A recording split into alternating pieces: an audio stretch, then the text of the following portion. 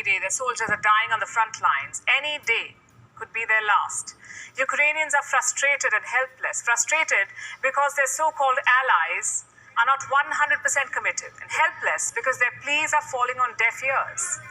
This next exchange sums up both emotions. It happened in Warsaw, Poland.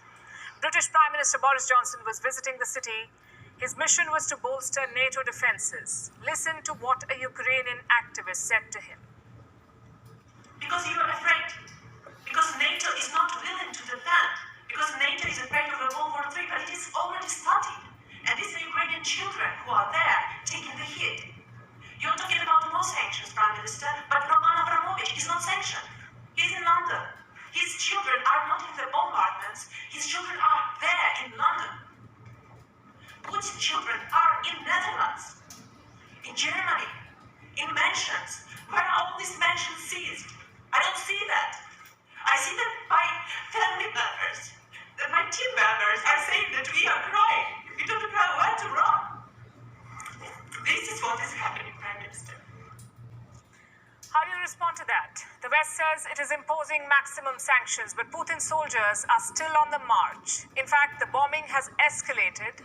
So what exactly have the sanctions achieved? They may cripple the Russian economy in the next couple of months, but by then Ukraine may well be under Russian control. By then hundreds of Ukrainians will be dead. The fact is these sanctions are a punishment. If the West wanted Putin to be deterred, they should have acted earlier. Cut off the Russian war machine, armed Ukraine better. Instead, they just threatened sanctions. Going back to what happened in Warsaw, take a look at how Boris Johnson responded. Thank you very much for your questions, and thank you for getting here today. I'm glad that you have been able to get here. And look, I just want to say that I'm acutely conscious that there is not enough that we can do as the UK government to help in the way that you want. And I've got to be honest about that. Let me translate that for you. We have done all we can, now you're on your own. Is that really true? Has the West really exhausted all its options? On the face of it, yes. Their sanctions are direct and biting. We're already seeing the effects on the Russian economy. The ruble could soon be a piece of paper. The Moscow exchange has not opened for 3 days now. So the pain is certainly real. But could more have been done? The answer is yes.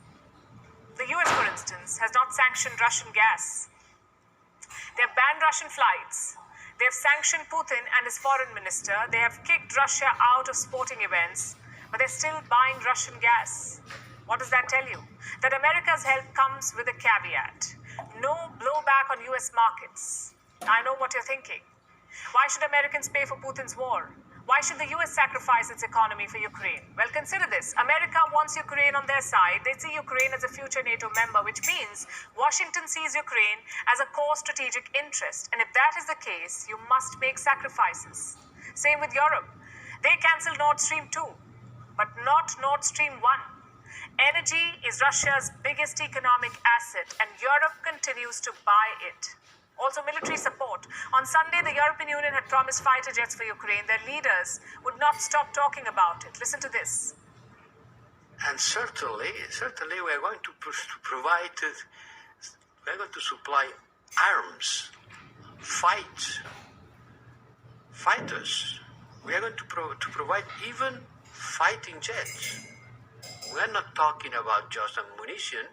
It's aggressive, doesn't it? Well, guess what? Ukraine is still waiting for those fighter jets. In fact, some reports say the plan has been dropped now.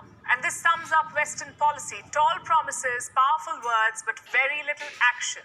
The fact is, the West could have done a lot more. The sanctions could have come sooner. The military aid could have been stronger. The diplomacy could have been better. Instead, they gambled with Ukraine's fate.